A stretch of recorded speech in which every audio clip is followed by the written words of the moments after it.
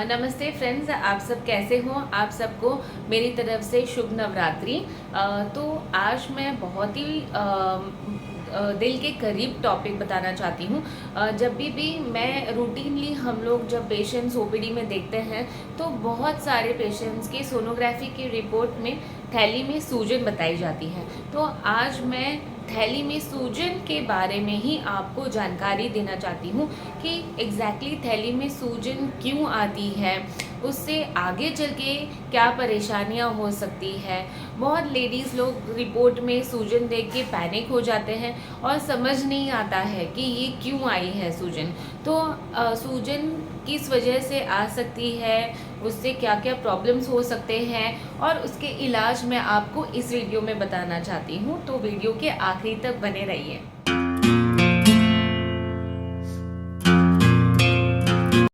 तो सूजन है, इसके लिए आपको नॉर्मल यूट्रस की साइज़ क्या होती है ये जानना बहुत ज़रूरी है। तो नॉर्मल यूट्रस की साइज़ जो होती है, लंबाई में 7 सेंटीमीटर, चौड़ाई में 4 सेंटीमीटर और थिकनेस में 3 सेंटीमीटर की होती है। जी हाँ, तब भी आपके पास कोई सोनोग्राफी का रिपोर्ट आता है उसमें आपके यूट्रस की साइज़ 7/4/3 सेंटीमीटर है तो वो एब्सोल्युटली नॉर्मल साइज़ यूट्रस है। इससे ज़्यादा 7 सेंटीमीटर से ज़्यादा साइज़ में अगर यूट्रस है या थिकनेस में ज़्यादा है तो इसको हम बल्की यूट्रस बोलते हैं या थैली में सूजन बोलते हैं। थैली में सूजन मोस्ट कॉमनली 40s में और 50s में लेडीज़ को ज़्यादा करके दिखाई देते हैं। और ये किस वजह से दिखाई देते हैं, तो व्हाट आर द कॉजेज़, ये क्या कारण हो सकते हैं कि थैली में सूजन आ जाती है। पहला मोस्ट इम्पॉर्टेंट कारण है कि हार्मोनल इम्बैलेंस, यानी हार्मोन्स का संतुलन बॉडी में बिगड़ जाना।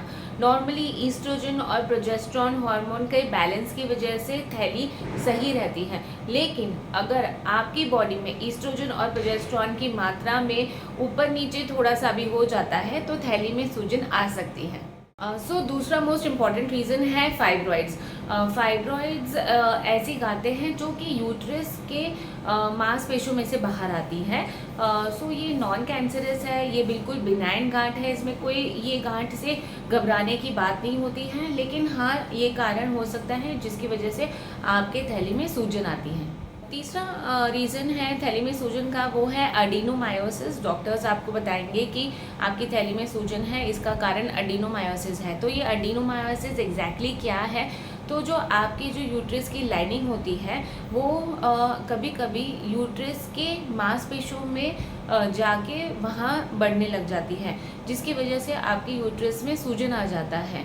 इसकी वजह से सूजन की वजह से आपको हमेशा नीचे के तरफ पेन, डल पेन हमेशा रहता है। ब्लीडिंग में प्रॉब्लम्स हो सकते हैं, इरेगुलर ब्लीडिंग हो सकता है, पेन ब्लीडिंग के दौरान हो सकता है, बार बार पेशाब जाना पड़ सकता है। ये सारे सिम्टम्स आपको एडिनोमायोटिक यूट्रस की वजह से हो सकते हैं।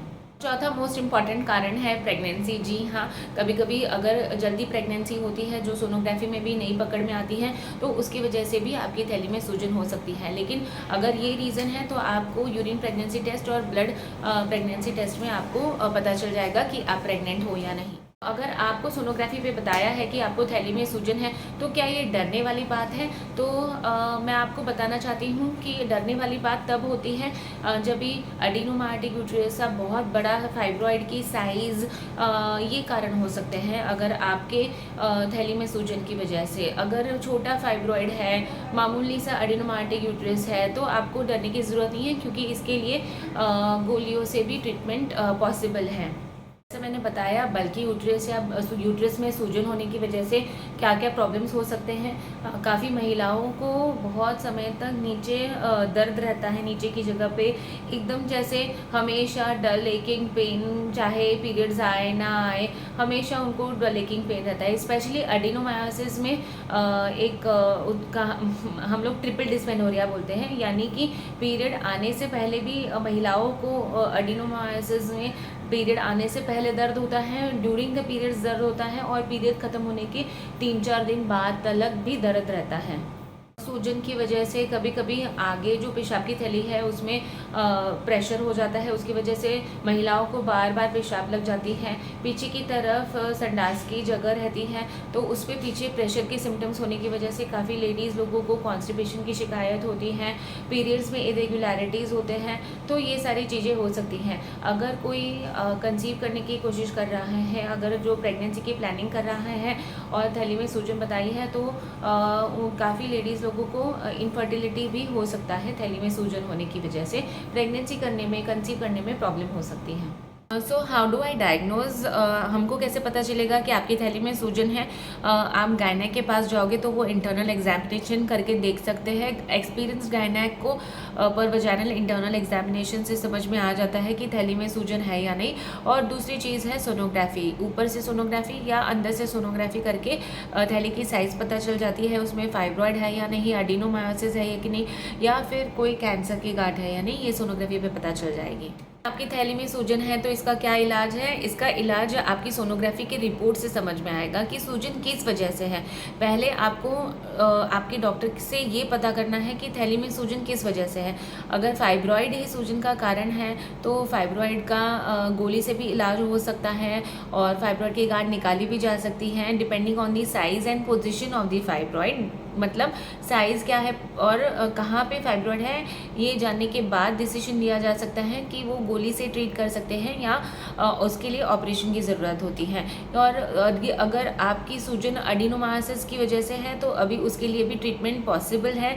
उसके लिए अगर मेडिकली पॉसिबल है तो आपकी डॉक्टर आपको गोली भी देंगे, नहीं तो फिर थैली निकालना है। अगर आपकी फैमिली कंप्लीट हो गई है, आपकी एज 40 और अबाव है और आपको ज़्यादा तकलीफ़ है, तो थैली निकाल देना ही एक अच्छा ऑप्शन रहेगा।